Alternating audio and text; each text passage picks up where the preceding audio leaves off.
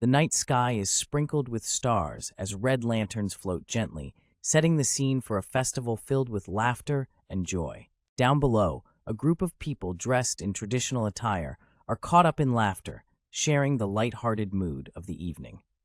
The lanterns continue to sway in the night air, and a young child, brimming with excitement, is seen amidst the crowd, adding to the festive spirit. People are seen mingling under the lantern-lit sky, with a father lifting his child high, both caught in the joyous celebration. Above the bustling streets, lanterns line the rooftops, casting a warm glow over the gathering crowds below. The streets are alive with people in traditional robes, wandering through the vibrant festival scene, taking in the sights and sounds.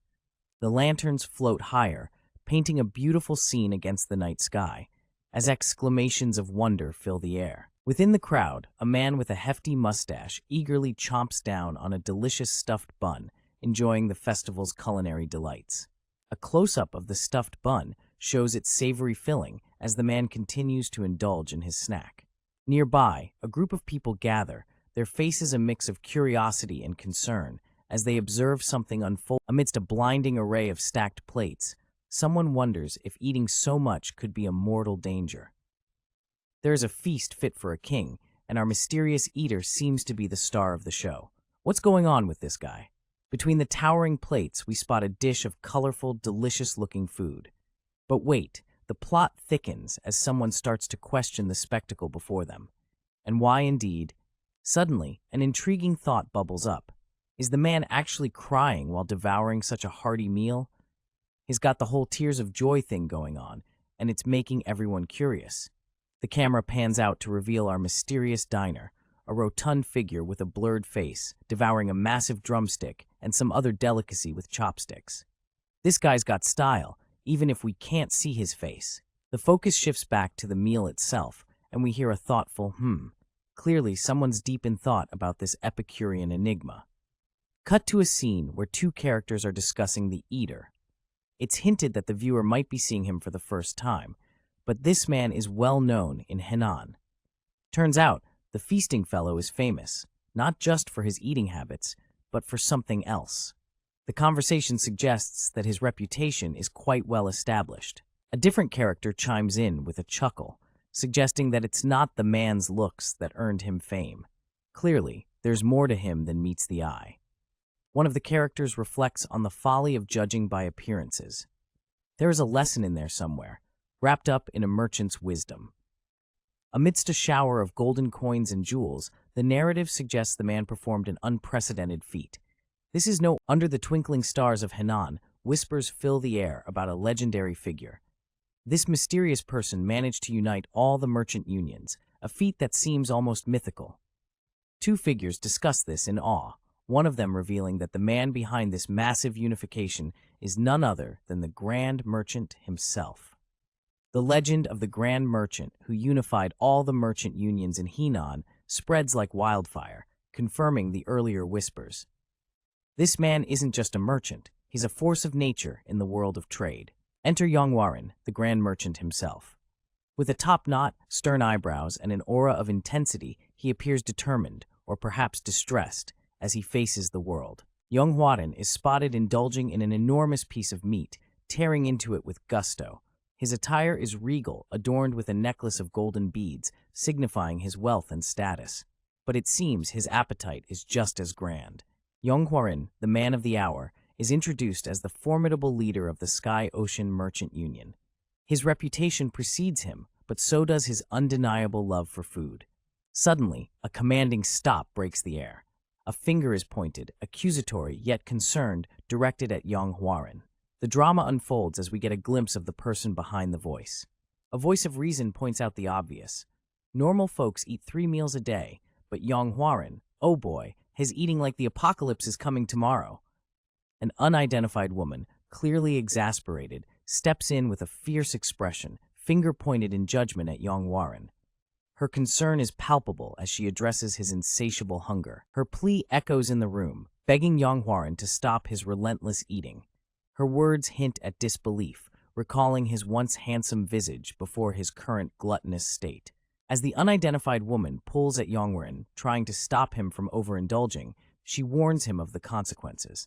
Her concern for his well-being is evident, but so is her struggle to control him.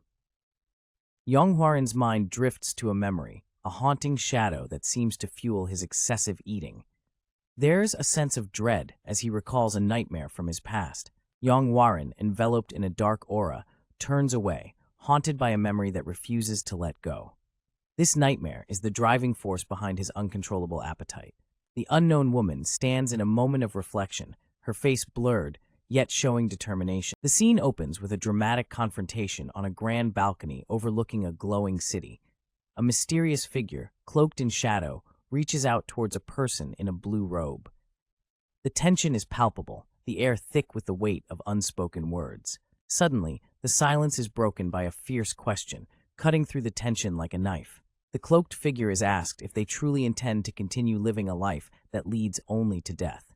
The words hang in the air, heavy with urgency and anger. Amidst the confrontation, the name Yunhwa is whispered, carrying with it a sense of desperation and longing. The scene is charged with emotion, leaving the viewer on the edge of their seat. The scene shifts to a quiet night under the stars. A solitary cart moves along a forest path, its presence serene yet purposeful. Inside, an older man and a woman sit across from each other, their silence speaking volumes. Inside the cart, the man toys with a string of beads, his thoughts seemingly heavy. His companion, the woman, watches him with a calm yet knowing gaze, their shared silence punctuated by the soft clinking of the beads. The older man finally speaks, his voice carrying the weight of his years. He laments over the meaningless. The scene opens with a heavy-hearted confession from a man wrapped in a traditional robe. He speaks about a deep wound that refuses to heal, despite his attempts to cover it up with gluttony and extravagant jewels. The man continues, acknowledging that the pain of losing people can only be healed by the presence and warmth of others. His expression hints at a haunting memory, something that still gives him nightmares. A woman, sitting across from him, addresses him as young master. She appears to be a trusted confidant, as her respectful tone suggests a deep-rooted loyalty. With a soft exhale, the man reflects on how long it's been since he became part of the Sky-Ocean Merchant Union, yet the woman still honors him with his old title, refusing to call him head merchant. The woman, with unwavering devotion, insists that no matter how long it's been, he will always be the young master of the Tianzhong clan to her. Her words carry a weight of nostalgia and respect. Finally, the man notices the subtle signs of aging on the woman's face, calling her by the name Yunhwa. It's a tender. Soon after, our protagonist turns his back on his family, leaving behind the once prestigious martial arts clan he was born into. Despite being the eldest son, he finds himself effectively sold off to the Sky-Ocean Merchant Union in an arranged marriage. And guess what? He doesn't even refuse. Talk about going with the flow. As the days turn into years, the Tianzhong clan faces a devastating attack by the Dabi sect. The flames that consume his clan mirror the turbulent emotions burning within him. Kneeling on the ground, he watches the fiery chaos unfold. He finally realizes the complex whirlpool of feelings he harbors. Just as much as he hates his father, there's an undeniable love intertwined in that hatred. As the flames rage on, he comes to terms with these conflicting emotions, revealing a deep bond that persists despite the screen is filled with an explosion of energy, as if the universe is having a massive sneeze. It's all black and white, suggesting something is about to go down in a big way.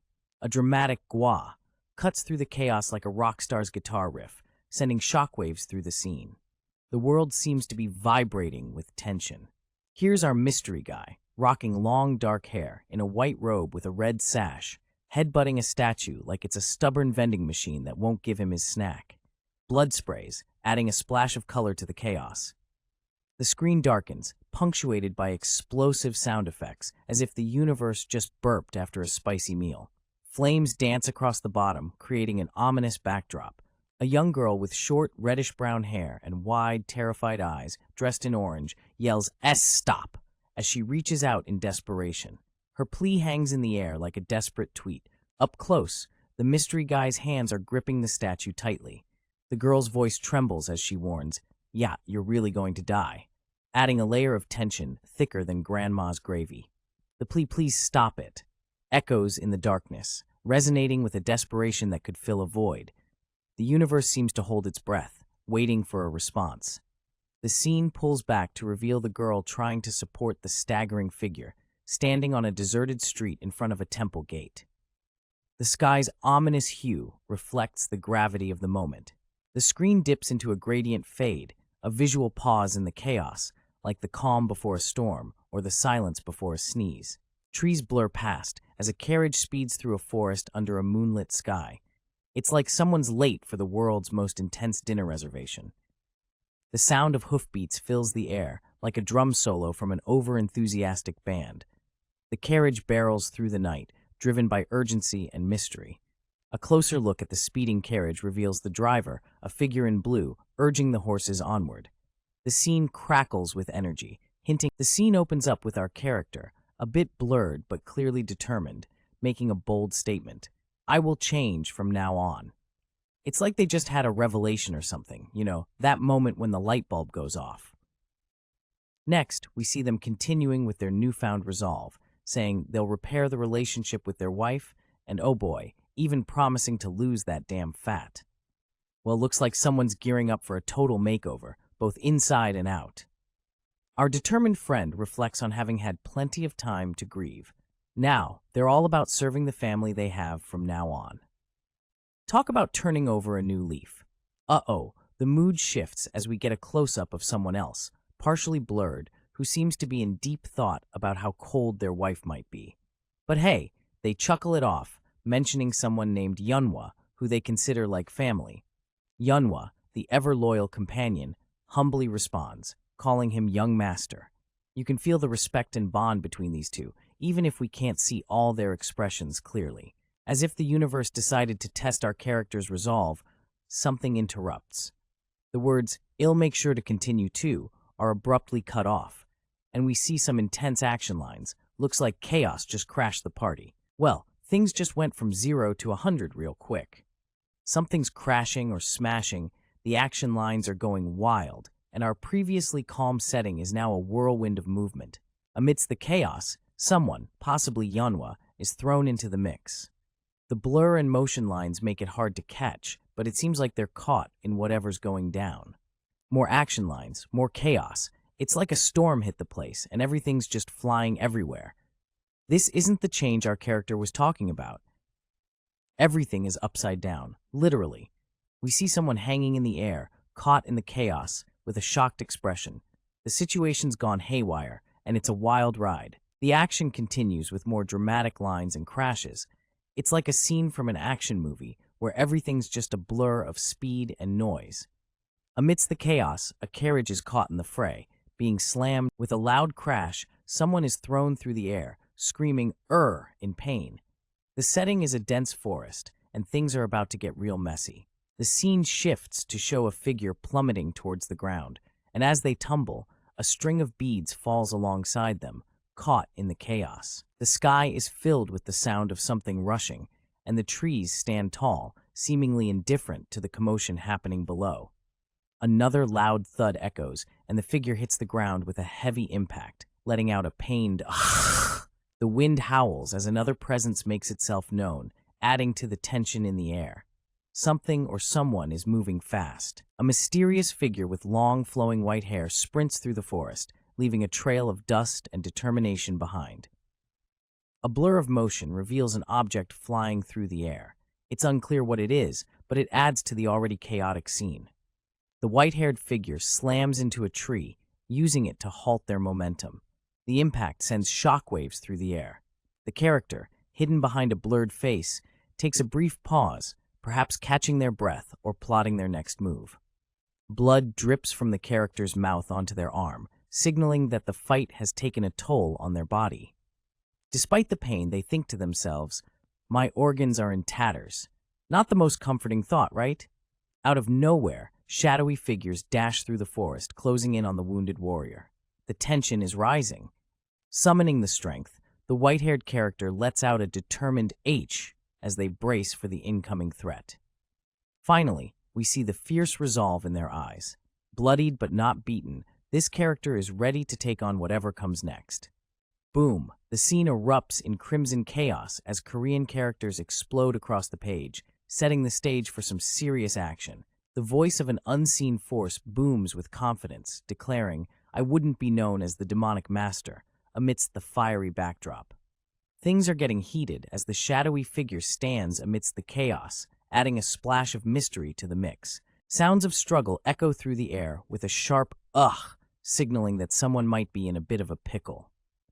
Shifting scenes, the atmosphere cools as a tranquil forest emerges, the sound of soft footsteps breaking the silence. It's like nature's way of saying, "Chill out, dude." The scene zooms in on a battered warrior, face down in the dirt. The aftermath of the chaos is evident as he lies among the debris, a testament to the earlier clash. With a deep, labored breath, the warrior pushes himself up, revealing a face etched with determination and exhaustion. His hair is slicked back, giving him a rugged yet noble appearance, despite the dire situation. The camera pans down to the warrior's hands, gripping the earth as if drawing strength from it, ready to face whatever comes next. A glimpse over the warrior's shoulder reveals a shadowy figure lying in the distance, the moonlight casting an eerie glow over the scene. As the warrior's gaze falls upon the figure, realization dawns and urgency grips his heart. Who is this mysterious figure? The sight of the figure sprawled on the ground prompts a desperate cry, "Yunhwa!" The warrior's voice cracks with emotion, revealing a personal stake in the unfolding drama. Driven by urgency, the warrior dashes toward the fallen figure, his face a mask of determination mixed with desperation. A close-up reveals the blurred face of Yunhwa, eyes wide and filled with a mixture of fear and pain, as they utter a shaky "ah" in response to the warrior's approach. The warrior's hand grips Yunhwa's shoulder, a silent promise of protection and hope as the night continues to watch over them. In a chilling scene, a man with a look of disbelief cradles a seemingly lifeless body, whispering, "What?" as if the world just pulled a fast one on him. His grip tightens around the bloody figure, and the weight of the moment hangs heavy in the air. The next moment, an ominous thought strikes him. What is this stroke of misfortune? Sending shockwaves through his mind. The weight of the situation crushes him to his knees, and he gazes at the sky as if asking for answers. Meanwhile, the scene shifts to a blood-smeared path winding through the forest, a silent testament to a brutal encounter. With urgency in the air, an eerie voice echoes, "I need to find a new body before my heart stops." The camera zooms in on a mysterious figure, battered and bloodied, kneeling in the woods.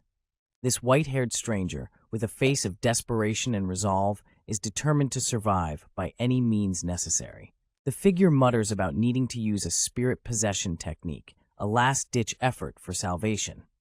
However, the grim reality sets in, and the figure is left questioning, "Is this where my journey ends?"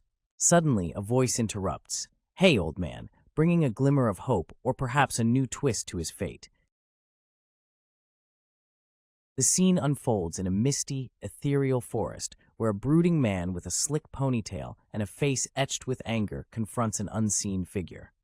"I lost a member of my family because she got tangled up in your mess," he declares, his voice heavy with sorrow and accusation. Shrouded in the twilight, the accused stands silent, their presence barely visible.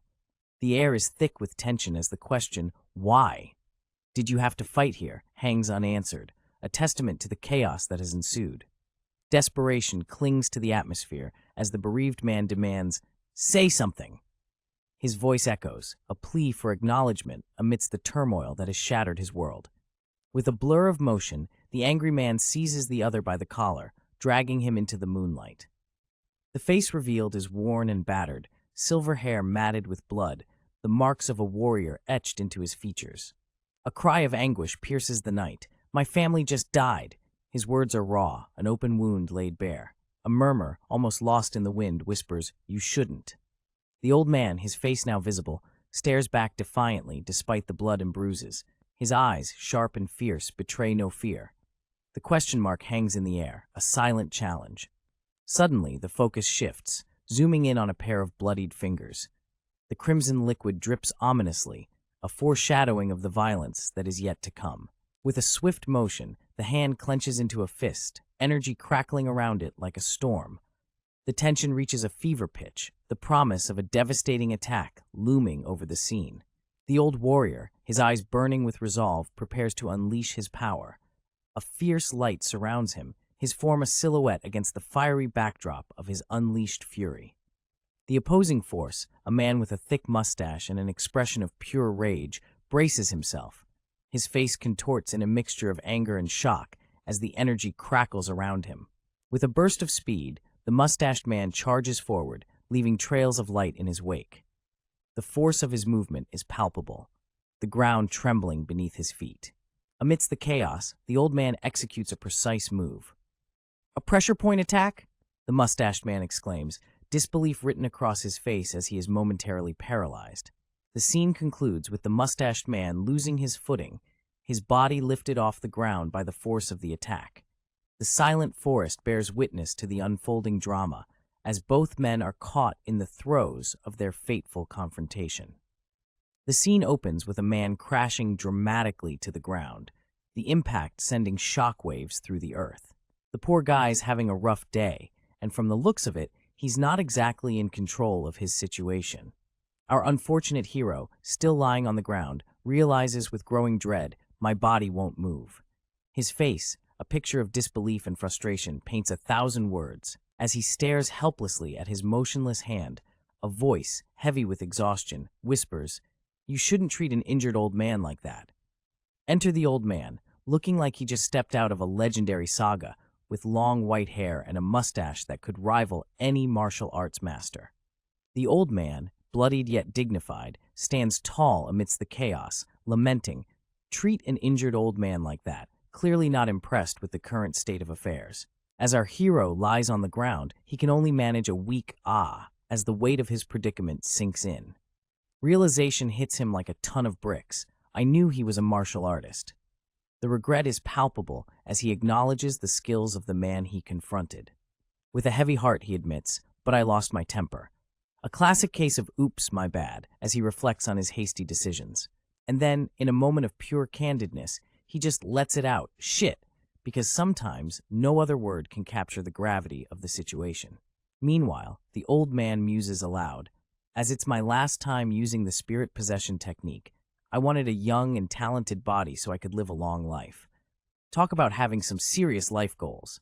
The old man, looking like a seasoned warrior, prepares to carry out his plan, even as time ticks away. In a moment of amidst a chaotic scene filled with red energy, an intense figure with sharp features and long white hair is on the brink of a desperate act.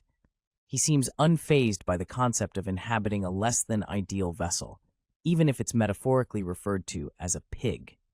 With determination blazing in his eyes, this white-haired figure declares his need to live, clutching onto a figure shrouded in mystery.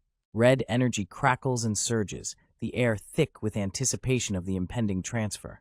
With a calm resolve, he vows to inject 160 years' worth of martial essence into his left hand, drawing forth the power of true chi. His left hand brimming with energy, he directs his focus to his right hand, where he plans to channel the culmination of his soul and spirit. The energy swirls around him as his left and right hands prepare to accomplish this epic transfer. His determination peaks as he yells, intending to infuse all this power into his new body. The energy reaches a crescendo, a fiery beam of red illuminating the surroundings. The climax of the energy transfer bursts forth, casting a bright light across the scene. The intense power has subsided, leaving the white-haired figure lying still. The scene opens with a mysterious warrior sitting on the ground, visibly exhausted and clutching his wounds. Has clearly been through a fierce battle, his clothes torn and dirtied as he tries to steady his breathing. His opponent is sprawled on the ground, struggling to get back up, indicating the intensity of the fight. The ground is cracked beneath him, evidence of the power and force that was exchanged in their confrontation. Amidst the chaos, the fallen warrior lets out a soft a mix of surprise and disbelief at the turn of events. His silver hair cascades around his face, a stark contrast to the dirt and blood marking the battlefield. A blurred-faced warrior, with determination etched into his every muscle, clenches his fist. The tension is palpable as he gathers his resolve for what's to come, his eyes burning with a fierce intensity. The atmosphere is electric, as his opponent, still reeling from the clash, feels the pressure building. His eyes widen in shock as he realizes the gravity of the situation. With a smirk that could send chills down anyone's spine, the blurred-faced warrior seems to be on the verge of claiming victory, his eyes glowing with a sinister light. As he begins to declare his triumph, a sudden interruption cuts him off. His words, "I have succeed," are left hanging in the air as the tables seem to turn once more. The warrior with the blurred face is caught off guard, his expression shifting from smugness to shock as his opponent rises with unexpected vigor. Desperation creeps into his voice as he exclaims, This bastard!" unable to comprehend how his opponent can still stand after everything. The silver-haired warrior, now aglow with an intense red aura, declares, "Do not be suppressed by my true chi and spiritual power," his strength surging in a defiant comeback. The blurred-faced warrior, now visibly struggling, realizes the depth of his opponent's power, feeling the overwhelming energy bearing down on him. Despite the overwhelming odds, the warrior gathers himself, muttering, "I must survive and avenge my clan." A fierce clash of energies erupts as two warriors, one in a fiery red and the other in a cool blue, engage in an intense battle. The air crackles with power as they fight with everything they have. With a fiery determination, the warrior in red lunges forward, his energy swirling around him like a storm. His opponent, equally charged, braces for the impact, their energies colliding in a dazzling display. The clash continues, neither side willing to back down. The tension is palpable as they push each other to their limits, the air thick with the sound of their power. Despite the intensity of the battle, one warrior is taken aback by the sheer willpower of his adversary. Yet, as the fight drags on, he begins to feel the strain, an escaping his lips. The warrior in red stands tall, his energy blazing, but he knows deep down that his opponent's efforts are in vain. But it's futile, he declares, his confidence unwavering. His opponent struggles, consciousness slipping away, the weight of the battle taking its toll. Each moment feels like a desperate grasp at reality as his vision blurs. With his consciousness fading away, the warrior in blue feels himself slipping, the world around him dimming with every passing second. In a different part of the forest, a shadowy figure emerges, his posture tense and ready. The night air is thick with anticipation as the next chapter unfolds. Sword in hand, the mysterious figure stands tall, the glint of steel catching the moonlight. His breath is steady, his purpose clear as he prepares to make his move. Surprise hits the scene as someone questions the ability to transfer bodies, acknowledging the prowess of the demonic master. The tension builds as words are exchanged. A close-up reveals a determined face, a bead of sweat trickling down as realization dawns. The demonic master's power is undeniable, yet a challenge is thrown. The challenger speaks with conviction, acknowledging the demonic master's reputation, but making it clear that his life of parasitism ends here. In a swift motion, the sword-wielding figure charges forward, the intent to end this parasitic existence clear in his every movement. The scene shifts as the spirit possession technique was just about to finish, setting the stage for something epic to unfold. A fierce battle erupts as a mysterious figure lunges forward, attacking a warrior caught off guard. The warrior lets out a painful as the blade cuts deep. Blood spills as the warrior lets out a gut-wrenching scream, his face contorted in agony. It's a brutal scene, folks. An explosion of energy lights up the night, painting the sky in shades of red and black as the aftermath of the spirit possession takes hold. The energy surges through the forest, crackling and sparking as it moves, leaving a path of destruction in its wake. The sky remains ominous, with the energy still lingering, casting an eerie glow over the surroundings. As the dust settles, the scene shifts to a tranquil blue sky, clouds floating peacefully as if nothing ever happened. A soft groan breaks the serenity. Someone is waking up, and it's not looking good for them. Our mysterious character regains consciousness, feeling a splitting headache and wondering where they are. In a moment of confusion, our protagonist finds themselves in an unknown location, questioning their surroundings. Observing their new environment, they see shelves filled with books and jars. An apothecary? They wonder. Their throat dry, they realize the physical toll of the battle. There is a sudden commotion in a traditional-looking room as someone urgently calls out, "Young master, are you all right?" Clearly, something has just gone down, and panic is in the air. A figure dashes into the room, their face blurred, but their intention clear. They're worried about the young master. The concerned figure, still with a blurred face, exclaims, "I just heard something break," suggesting that the disturbance was quite alarming. The mysterious figure, now known as Yeonhwa, seems to be the one who rushed in. Her face remains indistinct, but her worry is palpable. The young master turns to Yeonhwa, asking, "Yeonhwa, is that you?" Clearly, there's something unusual about this encounter.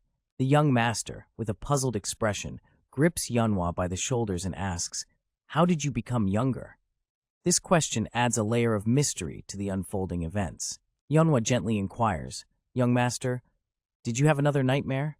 While the young master stands speechless, deep in thought. The young master, lost in thought, concludes, "Yes, this must be a dream." His disbelief is almost tangible.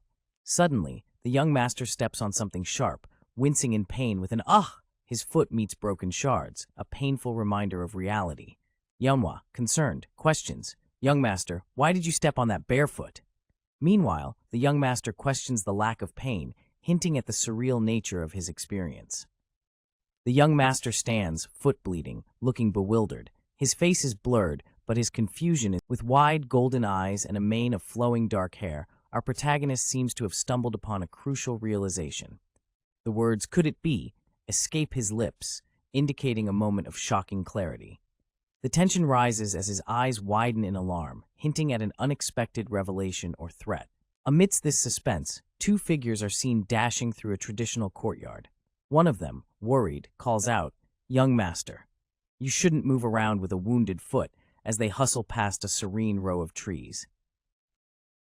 In a moment of disbelief under the bright sky, a man in a white robe is seen grappling with a shocking revelation, exclaiming, "This is impossible."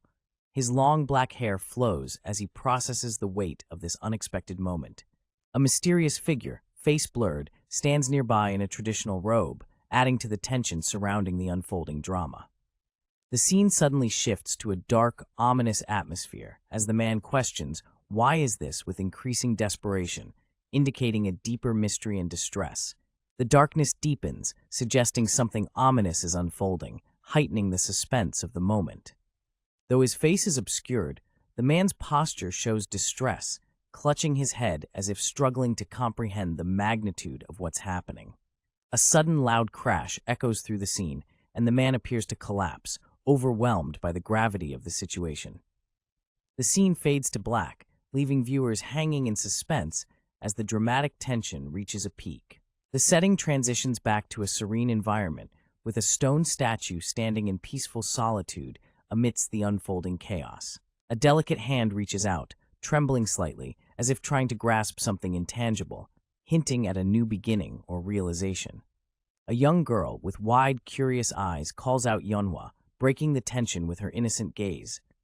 Dressed in a simple yellow robe, the scene opens up with a young man, sporting long black hair and intense eyes, staring skeptically at a statue that looks suspiciously like him. "This statue of me refusing to meet my father," he mutters, eyes narrowing. "When did I have it placed?" Clearly, he's got no memory of commissioning such a masterpiece. Cut to a young maid in a mustard yellow robe, standing awkwardly nearby, her eyes wide as the young man reaches out to touch the mysterious statue. She looks like she's caught in a real-life soap opera moment, unsure of what's about to go down. With a puzzled expression, the young maid finally speaks up. "It's been about 5 days, young master," she explains, leaving the mysterious young man with more questions than answers. 5 days of what, we wonder? The young maid stands nervously, holding her hands together, clearly not used to dealing with such strange happenings in her day-to-day life. Her eyes dart around, perhaps expecting some drama to unfold. Meanwhile, the young master looks up at the sky, determination in his eyes. 5 days? I'll find out myself, he declares, ready to uncover the truth behind this bizarre statue situation. Suddenly, the air shifts as the young maid looks on, her face a blur of surprise and concern. Something's about to go down, and it's not just the temperature. The scene erupts into chaos as red energy crackles through the air, the young master's eyes glowing with a fierce intensity. There's a sense of power and danger emanating from him, as if he's about to unleash a storm. The young maid gasps in horror, "Young master." She stutters as the young man stands amidst the swirling energy, his eyes locked on something we can't quite see yet. The air is filled with the sound of shattering stone as debris flies everywhere. The young man's power is on full display now, and it's both terrifying and awe-inspiring. Amidst the chaos, the young man's face is a mask of fury and determination. His eyes blaze like fire, and it's clear he's not going to back down from whatever challenge lies ahead. The ground trembles as more stone crumbles, the sheer force of the young man's power causing the environment itself to quake. It's a sight to behold, and yet there's a sense of foreboding in the air. The scene is filled with the sound of stone fragments raining down, the young man's power seemingly growing with each passing second. It's a moment of raw energy and tension. The sky itself seems to crackle with the young man's power, as if the very heavens are reacting to his presence. It's a display of might that leaves no room for doubt about his abilities. Amidst the chaos, the young man's hair flows like a river of darkness, his presence commanding and unyielding. It's clear that he's not just any ordinary character in this story. The young master, as the scene bursts into action, a young woman lets out a startled "Kia." Her hair tied in a neat bun, she looks on in horror, dressed in a simple, flowing robe.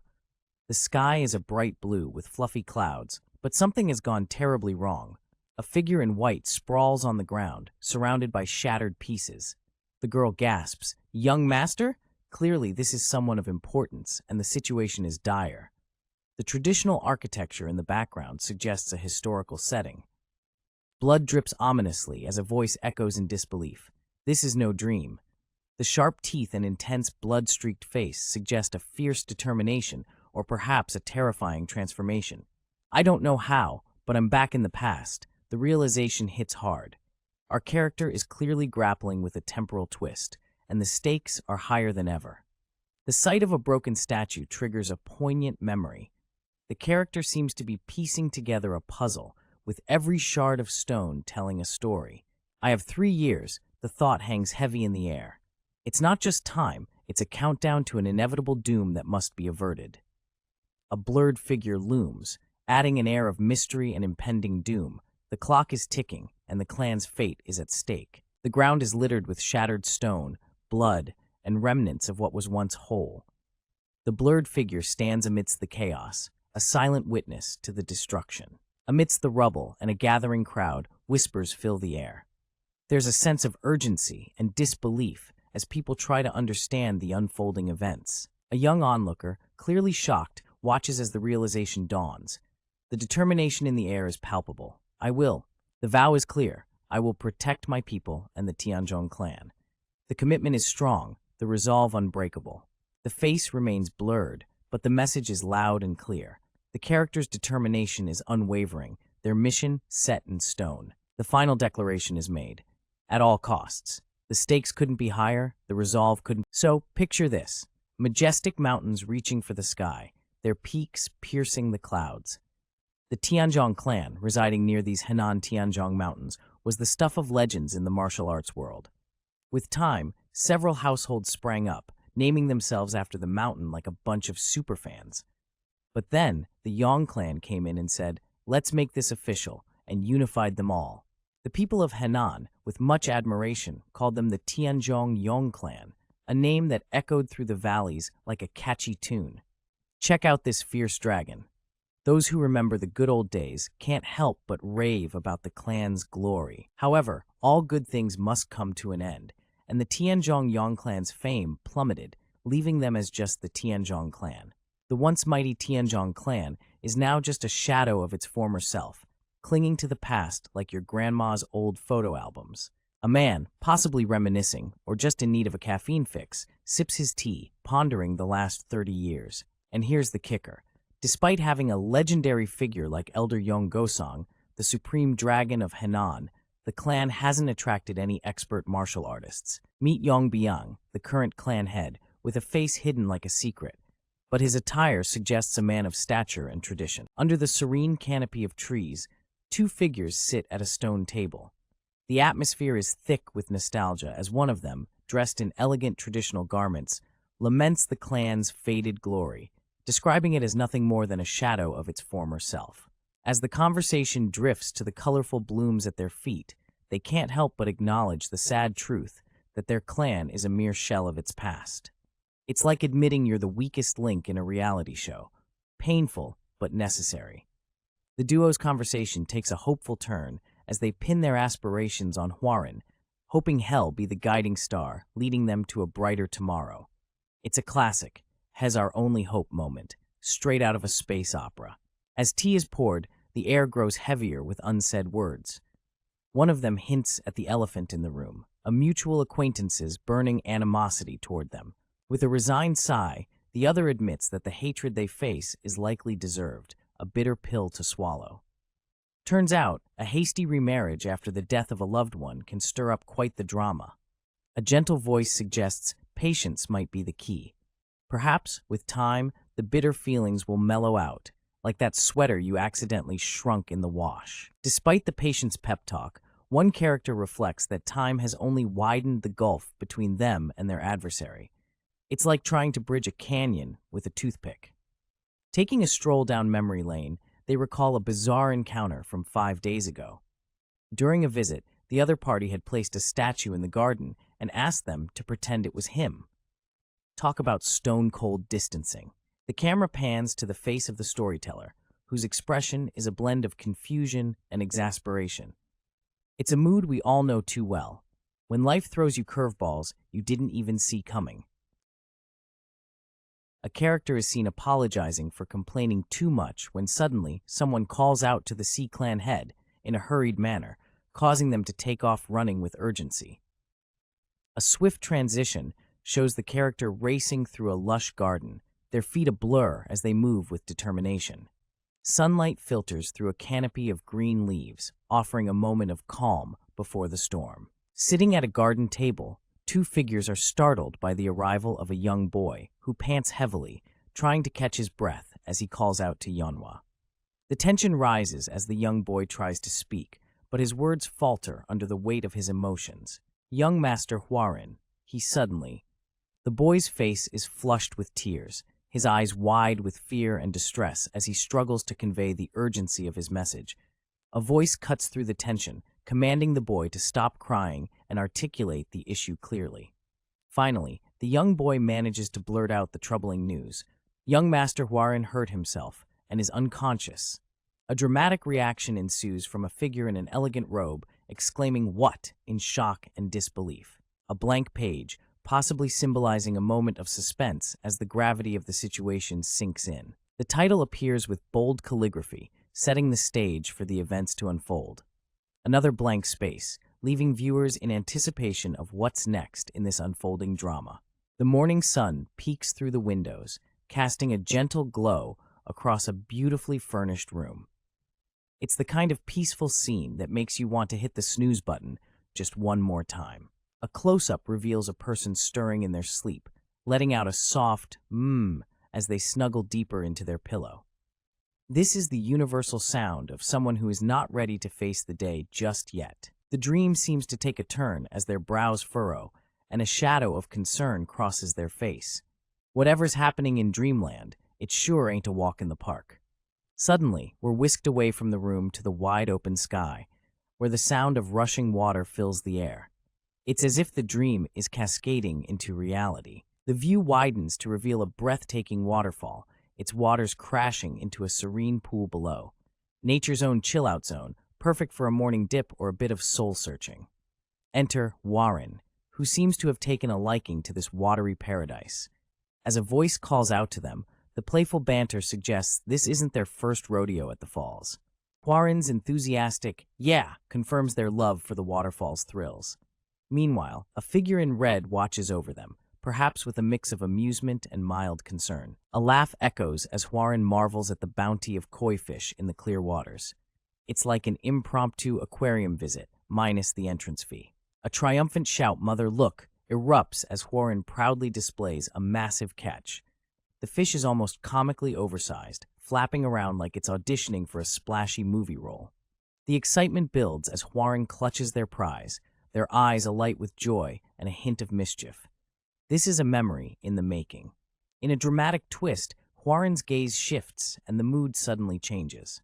Whatever's caught their attention, it's enough to make their eyes widen in shock. The scene takes a turn as Hwarin suddenly plunges into the water, the splash echoing their surprise and urgency. Something's definitely up. Concern fills the air as Hwarin calls out, "Mother?" The water ripples in response, echoing their confusion and worry. The final scene reveals the mother figure, resting on a rock, her posture suggesting she has fallen or perhaps fainted. The peaceful waterfall now serves as, in the quiet room, a figure rests uneasily, whispering the names Rin and Hwarin into the darkness. It's a moment of vulnerability as emotions swirl around them. Rin is cocooned in their blanket, the weight of unspoken words pressing down. The room is still, save for the soft rustle of the blanket as Rin shifts slightly. A soothing voice pierces the silence, inviting my sweet child to come closer. It's a tender moment, a promise of safety and love in the midst of sorrow. A woman with long dark hair and soft eyes reaches out to Rin, her face blurred yet exuding warmth. She expresses regret for not being able to accompany Rin to catch koi at the waterfall. A heartfelt apology fills the air, acknowledging the inability to join Rin in their small adventure, yet offering comfort in words. Rin finds solace in the embrace of their mother, the word mom escaping in a sniffle. It's a moment of deep connection and reassurance. With gentle words, the mother assures Rin that she's okay and urges them to stop crying. Her voice is a balm, attempting to soothe the emotional storm. The atmosphere shifts as a sinister voice commands Rin to stop crying, labeling them as weak. The tone is harsh, a sharp contrast to the earlier tenderness. Rin's face is highlighted, tears clinging to their eyelashes, eyes wide with a mix of fear and disbelief. The emotional conflict is raw and palpable. The darkness deepens as the voice continues, calling Rin a weakling, its presence oppressive and threatening. A terrifying creature with a monstrous visage and blazing eyes towers over Rin. Its intention is clear, to claim Rin's head as a gruesome reward. The creature's maw opens wide, a cavernous, menacing void ready to consume. The danger is imminent, a nightmare unfolding before Rin's eyes. Rin gasps, a soft exclamation escaping as the creature's grip tightens. The terror is overwhelming, a heart-stopping moment of impending doom.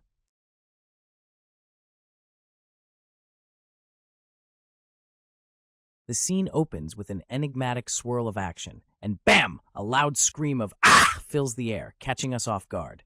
Our protagonist, a guy with long flowing black hair, bursts into the scene in a flurry of motion. He's in a panic mode, eyes wide open as if he just saw a ghost. With a swift move, he crashes onto the ground, looking a bit like a clumsy ninja who just missed a step. His clothes flutter around as he tries to regain his composure, his face showing signs of deep bewilderment. Now, we're right in the thick of his confusion. His chest is heaving as he catches his breath, eyes darting around, trying to make sense of everything. He's sweating bullets, realizing something's not quite right. Our guy starts to speak, his voice tinged with disbelief. This place feels familiar, yet foreign. He glances around the room, which looks like a blast from the past with its vintage decor and stacks of books. Has hit with a wave of nostalgia. It's my room when I was younger. The realization crashes over him like a tidal wave as he grapples with the surreal situation, questioning his reality. The room is filled with silence as he contemplates, if I'm still here. The quiet ambiance of his old room contrasts sharply with the chaos in his mind. Taking in the vintage furniture, the antique chairs and tables, he slowly starts piecing things together. The room is eerily familiar, yet it holds a different vibe from what he remembers. Then it hits him like a plot twist in a movie. It must really mean that I am back in the past. His face, shrouded in confusion, starts to accept this bizarre reality. He looks down at himself, the clothes he is wearing, the bed he is sitting on. Everything feels like a relic from another time. He's stuck in a moment of disbelief. His thoughts spiral, the past when I hated my father and isolated myself from my family. The weight of his past emotions surfaces, making him confront the mistake. The scene opens with a mysterious figure lost in the agony of recalling their father and family's death, as well as the tragic fall of their clan. It's a heavy moment, with the weight of sorrow pressing down like a ton of bricks. A gruesome image of a body, brutally stabbed and lying in a pool of blood, haunts our character. The past is full of tragedy, and the pain of loss is palpable. Contemplation follows as a thought sparks a glimmer of hope, perhaps. Determination kicks in as the character muses about changing the course of these dreadful events. The words "I can stop all that from happening" ring with a newfound resolve. Our hero's face is obscured, but the intensity in their eyes is unmistakable. They seem to be gearing up for a major comeback. With a revelation that screams, "Since I know the future," the character is ready to rewrite their fate. Time travel vibes, anyone? Here's our main character, looking fierce and determined, with luscious long black hair and a bandage around the head. The sweat running down their face speaks volumes about their resolve and readiness to face whatever comes. A sudden burst of energy surrounds our hero, leaving them momentarily confused as they exclaim, "Huh!" The atmosphere is charged with anticipation. A peaceful scene transitions to an elegant building, setting a new stage for the unfolding drama. Two individuals are seen gossiping with a mix of disbelief and excitement. They're discussing an unbelievable event. A statue was destroyed with a headbutt. Say what? Doubt fills the air as one of them questions how someone bedridden with sickness could achieve such a feat, especially without martial arts training. As if to counter the skepticism, one insists, "I saw it with my own eyes." The mystery deepens.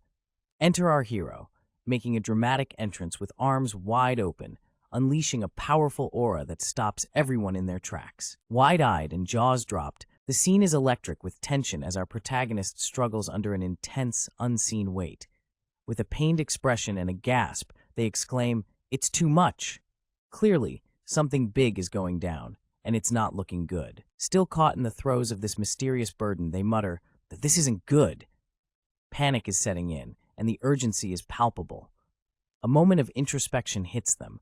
They think, "I feel like if I don't do anything about this, what could possibly be so daunting that it's got them this rattled?"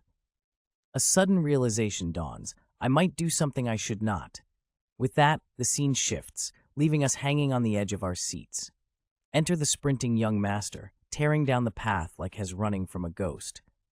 Bystanders look on in surprise, one of them blurting out, "Ya, young master." Clearly, this isn't a common sight. Two concerned individuals observe his reckless pace and attire. One of them laments, "It's still cold. He shouldn't go around in that outfit." They worry that they'll be the ones to face the consequences of his actions. Ah, classic case of misplaced responsibility. The scene opens with a lone figure sprinting through a lush bamboo forest. The sky above is a peaceful blue, starkly contrasting the urgency in his stride. He's running, not for exercise, but as if the devil himself were on his heels. His internal monologue reveals the source of his terror, an old man whose energy threatens to consume him entirely. The forest blurs around him as he picks up speed, driven by the need to escape whatever fate awaits him. With his face obscured, we see only the intense focus and determination in his eyes. The air around him seems to shimmer with the heat of his exertion as he pushes himself to the limit. In a desperate attempt, he stretches his hand outward as if trying to grasp at something unseen. His body is a blur of motion, every muscle tensed for the leap that might just save his life. The leap takes him high, the clouds parting momentarily as he soars upwards. It's a moment of clarity and fear as he realizes the stakes of his situation. Upon landing, he finds himself in a different realm, surrounded by towering bamboo stalks. His foot hits the ground with a determined thud, continuing his relentless pursuit of safety. The scene shifts to a waterfall, majestic and powerful.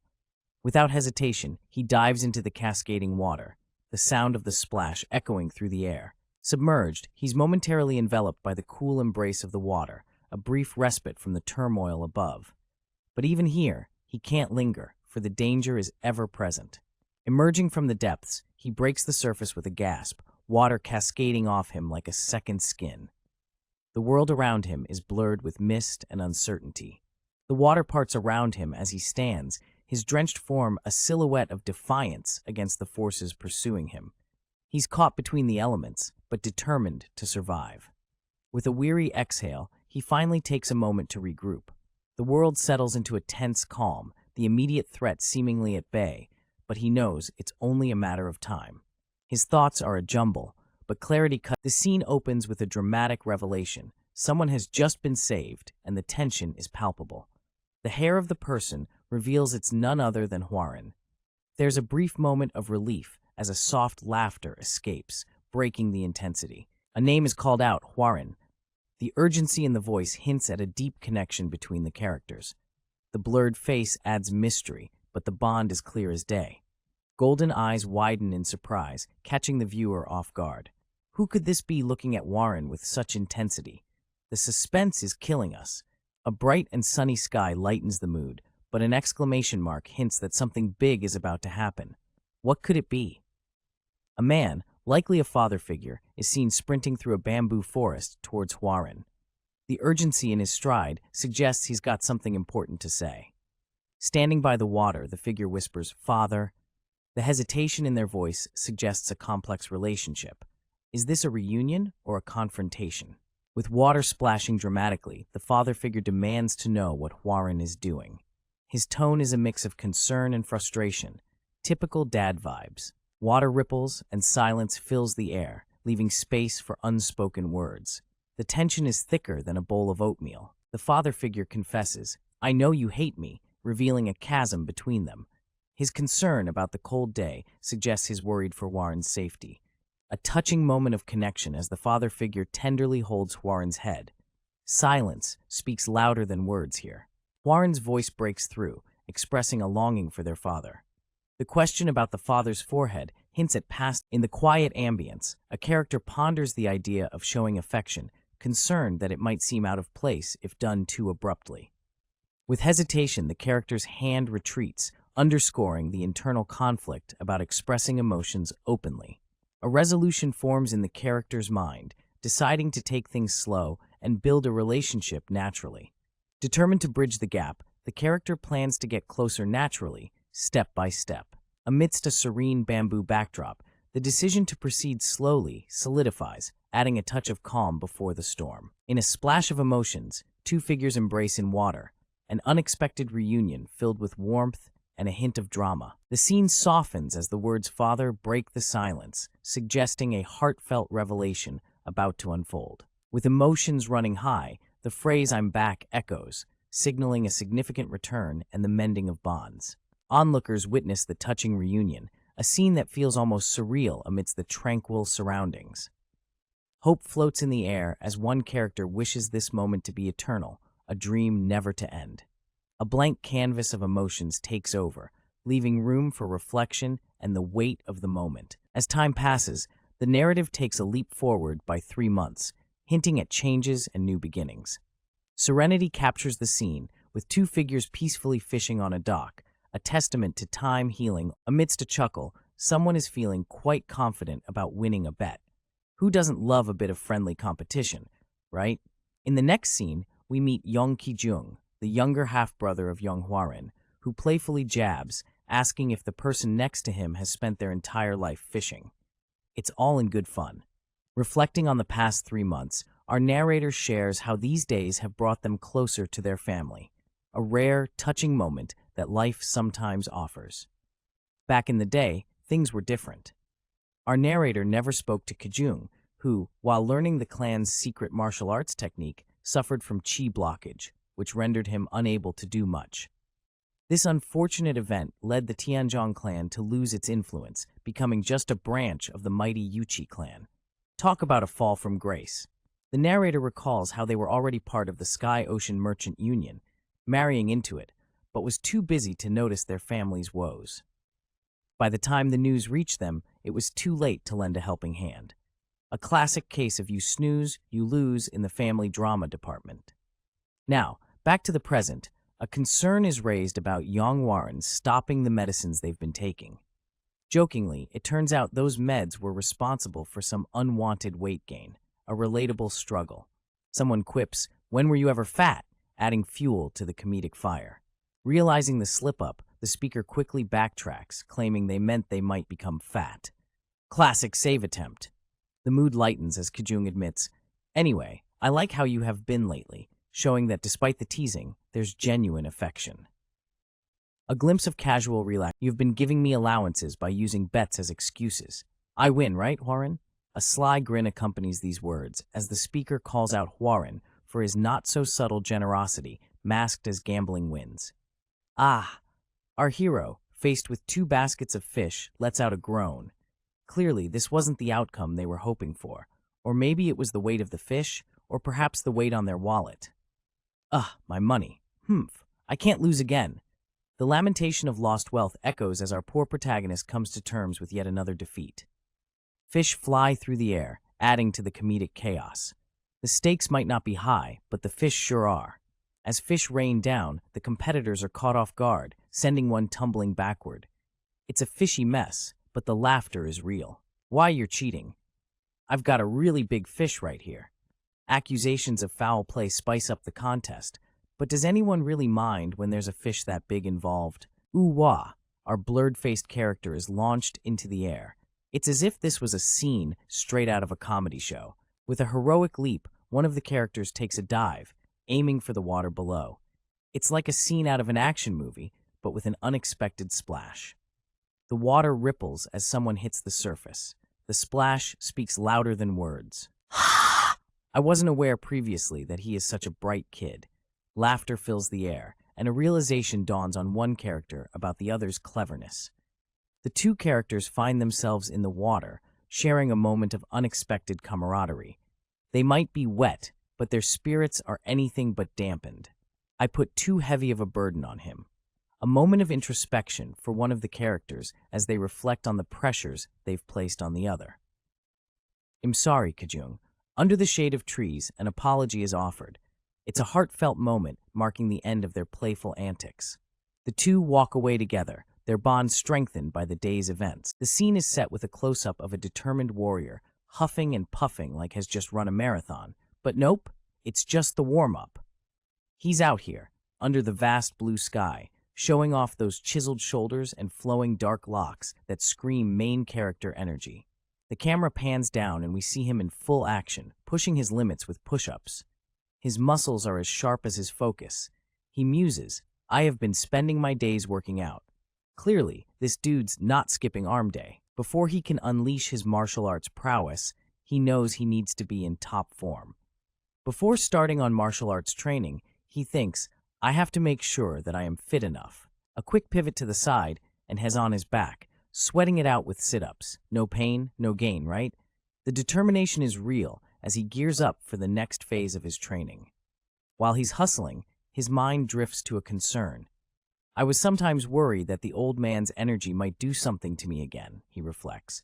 A little cryptic, but intriguing nonetheless. But hey, no need to worry. Nothing's gone wrong yet. He takes solace in the fact that it has yet to cause any trouble for me. Waterfall meditation seems to be the perfect solution to keep any mysterious energies in check.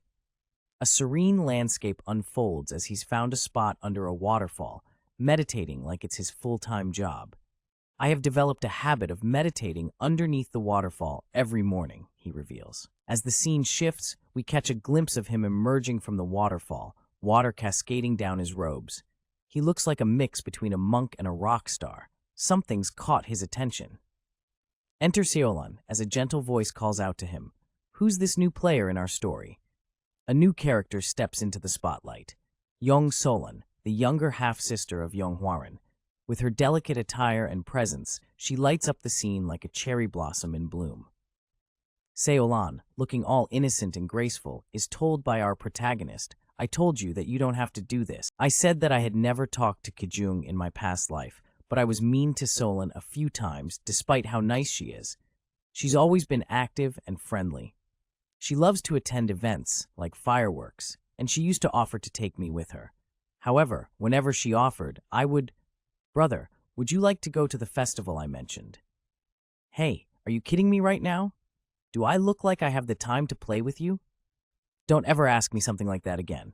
2 offers, 2 rejections. That was my tragedy strikes on the way to a festival as a woman is murdered and her father dives into a personal investigation. But alas, fate deals a cruel hand and he gets assassinated too. Then, a bit of nostalgia kicks in as the narrator recalls Seolan's invitations to join her twice. Once for the Moon Festival, and then a year later for the Yong Clan Festival. Fireworks light up the sky as a foreboding shadow looms over, hinting at Seolin's impending murder during the festival.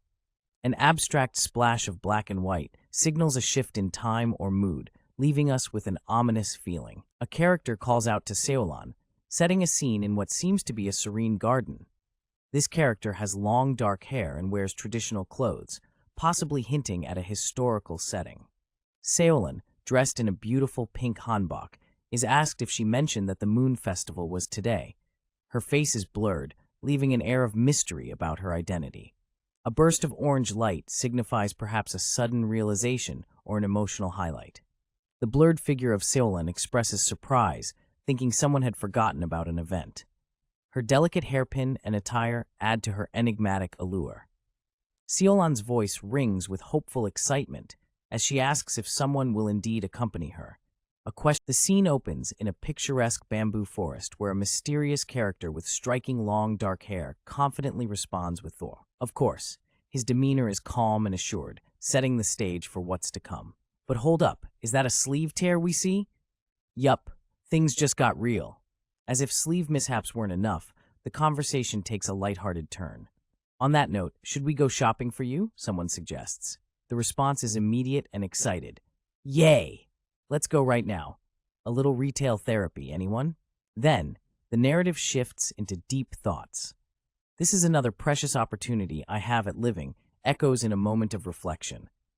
Life's moments are precious, and this character is all about seizing them. In a breathtaking scene, amidst the towering bamboos and a sky that seems endless, two figures stand. Our long-haired friend and a girl in pink, sharing a moment that feels like a new beginning. But there's a shadow of past regrets. I cannot let the same things happen again. The character muses, the resolve in their voice unmistakable. With the moon casting a magical glow over a rugged landscape, the character's determination is palpable. To do that, I need to become stronger. The scene transitions dramatically, with the character silhouetted against a blood-red sky, a symbol of their fiery resolve. Strong enough, the words ring out, echoing the character's fierce determination. The focus shifts to the character, now fully visible. Clad in an elegant white and blue robe, their presence is commanding, eyes set on the horizon. As the scene darkens, the shadow grows, mirroring the character's growing power and ambition. To